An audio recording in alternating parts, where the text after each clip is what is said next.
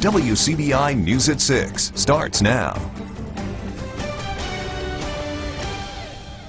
Thanks for joining us. I'm Tommy Lopez. Alabama has a new governor. Lieutenant Governor Kay Ivey was just sworn in following impeachment hearings today for Governor Robert Bentley. He resigned just in the last hour. It was after being booked into the Montgomery County Jail for 2 charges regarding illegal campaign moves. He's also facing accusations of using state resources to hide an affair with a top aide. Our Selena Schaefer spent the day speaking with people in West Alabama. She joins us now with more. Text messages between the governor and aide Rebecca Mason suggest an ongoing relationship between the two. Most of the people we talked to today to find the governor's actions disturbing and support his resignation. Let's go away. Come away with me. I'm ready. Sweet thing. You handsome, wonderful, amazing, delicious, funny, sweet man. These are just a few of the intimate text messages Alabama Governor Robert Bentley and his top aide shared. Bentley denies ever having had a physical relationship with Mason. However, the texts seem to imply otherwise, and residents agree. The fact that he's saying like he's in love with her and all that, it's not good. The fact that like there's text messages and it's very clear that he says, you look beautiful and feel so soft, like I just don't think that's appropriate whatsoever. These texts are being used as just some of the evidence included in a 100-plus page impeachment investigation file. This is just disrespectful to not only to Alabama but to everyone involved. I always love you. That's okay, sweetheart. I love holding you. That's not cool. Bentley has acknowledged making personal mistakes, but has denied doing anything that would merit removal from office. When you're in the public eye, you represent where you're from. You represent Alabama, and this is not the people of Alabama. The Alabamans are so sweet people and respectful, and this is just not representing Alabama at all. Diane Bentley actually discovered the text between Mason and her husband, and she is the one who submitted them to the committee. Tommy? There are new developments in a Tupelo shooting case that we've been following.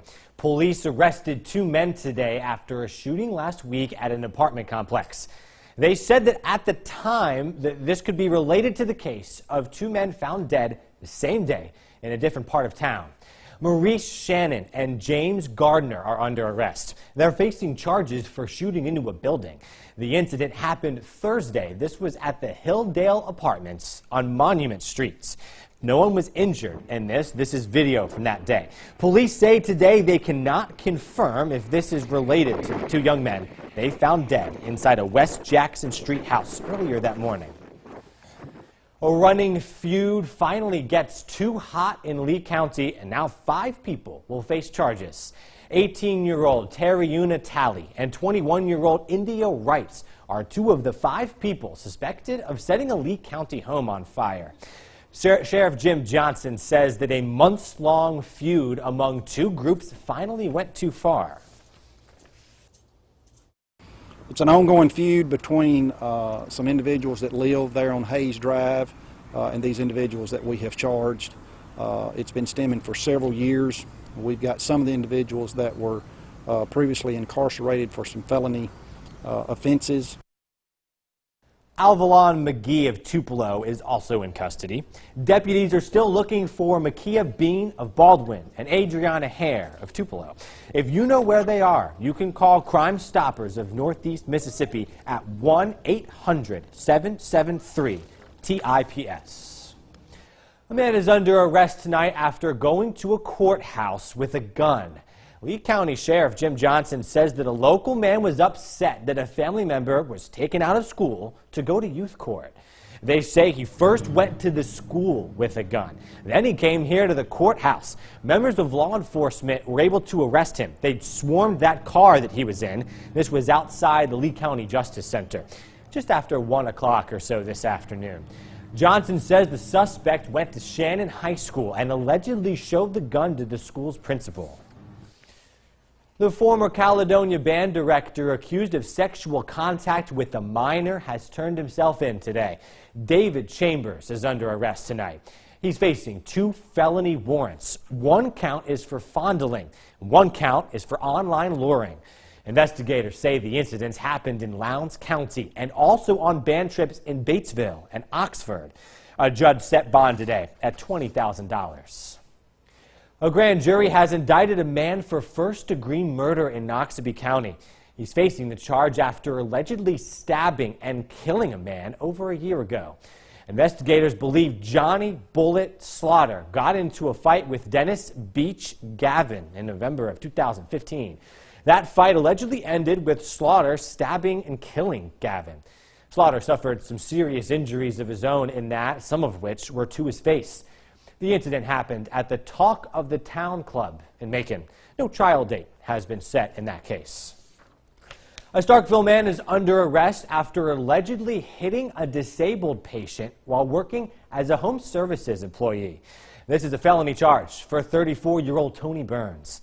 Investigators with the Attorney General's Office Medicaid Fraud Control Unit came in.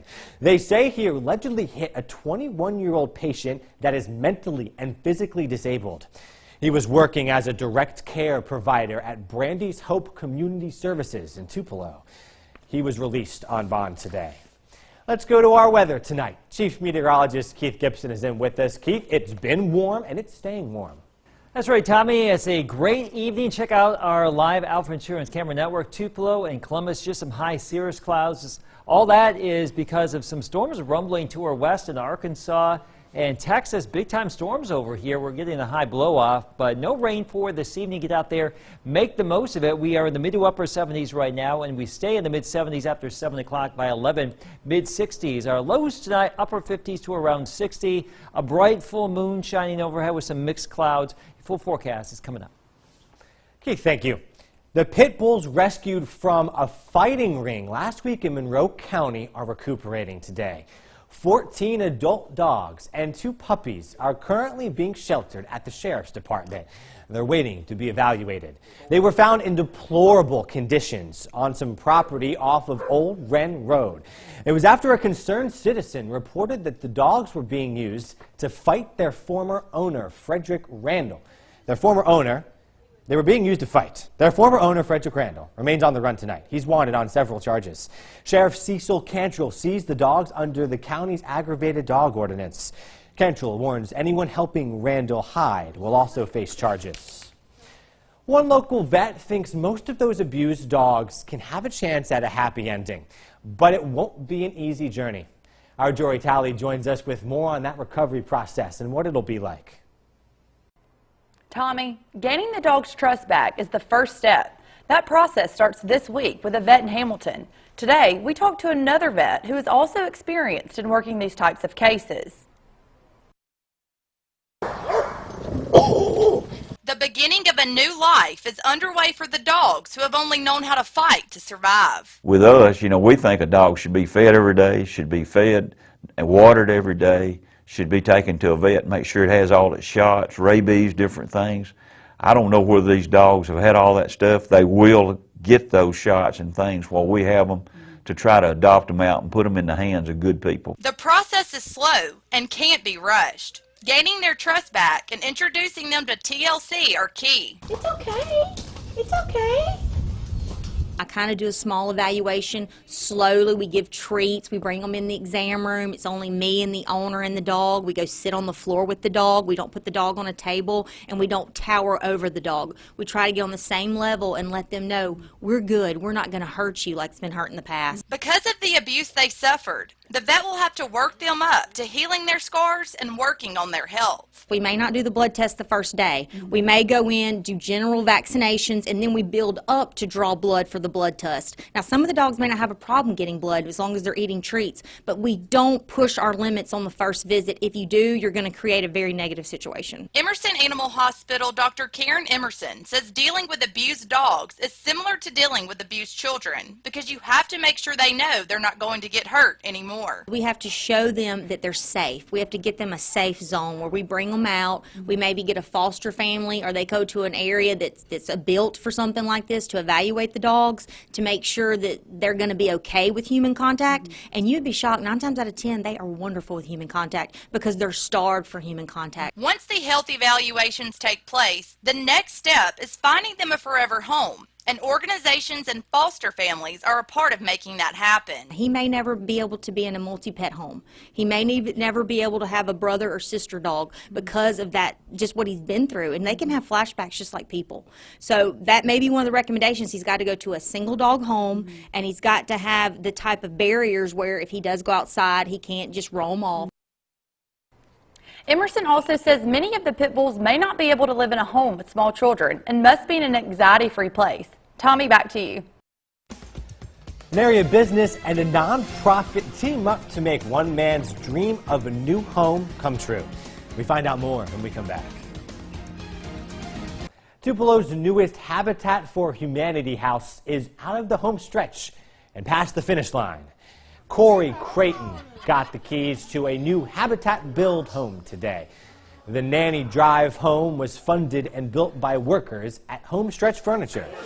Creighton joined the Homestretch and Habitat crews in building his house. This formula gives the new homeowner a stake in the home while providing affordable housing at the same time. It feels good to be a homeowner. It really does, because, you know, that's the goal everyone worked toward, you know, to own a home. And I'm blessed and I'm happy. This marks the 6th time Homestretch Furniture has built a Habitat home from the ground up. A Tupelo church is helping out a nearby school. Cornerstone Church has adopted Plantersville Schools as one of their local mission projects. Today, members were stocking the teachers' lounge with snacks. It's part of an ongoing effort to reach out to neighboring schools. Church members say it's just one way to show appreciation to teachers. We are leaving a lot of bundles of love. We've left many snacks and many condiments to encourage our teachers here on campus. We come in and we make sure that they're feeling love, that they can better connect to this community, and we're impacting. We're impacting. The church will also provide a new refrigerator, microwave, and furniture for the teachers' lounge. Well, there's a chance for a little bit of rain tomorrow. Warm weather here. I'm talking warm stuff for the rest of this work week. We'll talk about Easter Sunday. That's this weekend. More after the break.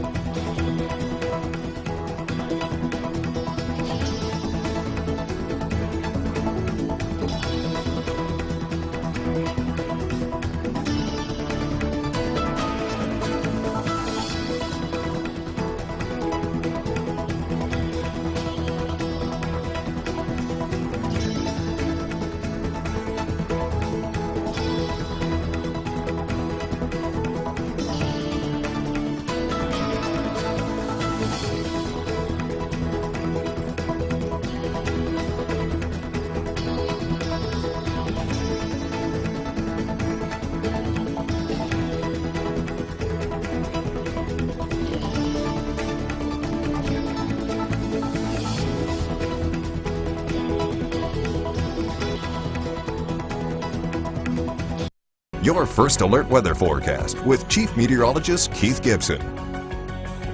So nice to see you on this Monday afternoon. I promised you a great weekend. I'll take the reward. No, I won't. It was a very nice stretch of weather here Friday, Saturday, Sunday, and even today. Our live Doppler radar showing nothing in our area. Get out there and make the most of your Monday evening. There are some storms over here in Arkansas. They are not severe, at least in northeastern Arkansas. There have been some strong and severe storms back to the west here in Texas. A lot of heavy rainfall, a lot of hail reports today. Now, what you see right here is going to lose steam as it advances our way tonight. So we will stay dry tonight, maybe a late night shower, but most of us will stay dry tonight.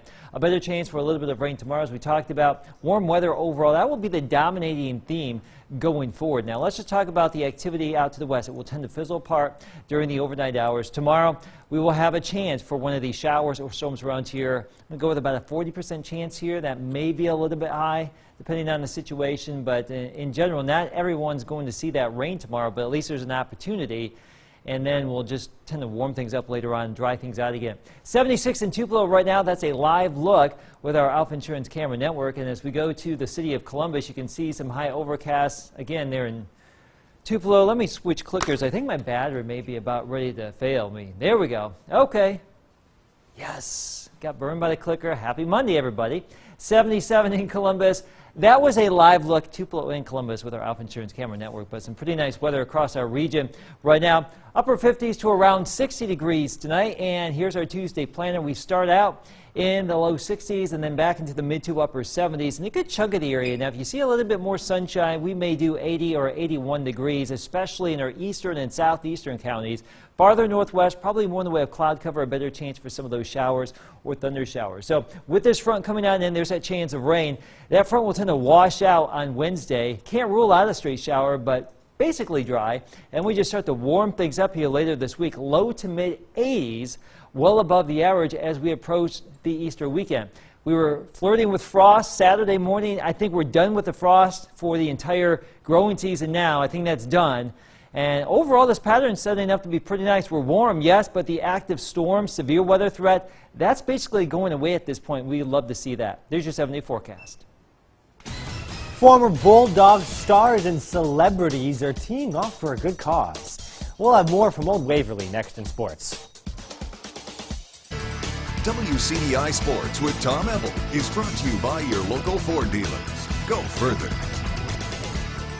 With spring football being a thing of the past, Mississippi State head coach Dan Mullen was able to enjoy something much bigger than what goes on in between the lines. Former Bulldog athletes and celebrities teed off at Old Waverly today as part of the Mullen Family 36 Foundation Golf Classic. Former players like Dak Prescott, Fletcher Cox, and Chris Jones joined big names from every sport to help raise money for the Mullen family charity. Some of Mullen's former players say they're glad to be able to give back to their coach and community. I feel old, I feel old. I'm coming back for Coach Bud charity event and all, but it's great, we get to catch up, and I can see guys that I played with, guys that are legends in the program, so it's great. Coach Mullen was more than a coach to me, still is. He's more like a father figure, a friend, me and him still talk all the time.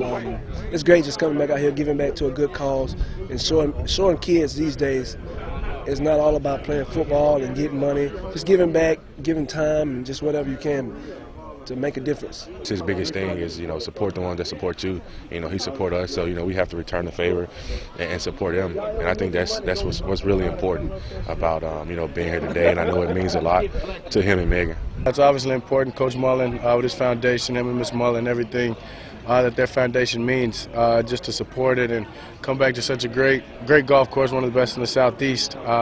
It's just fun. Been here for a couple of days and excited just to be here. And then getting to see all the maroon around today. Just to get back around those guys and just the memories and what they've been able to do. And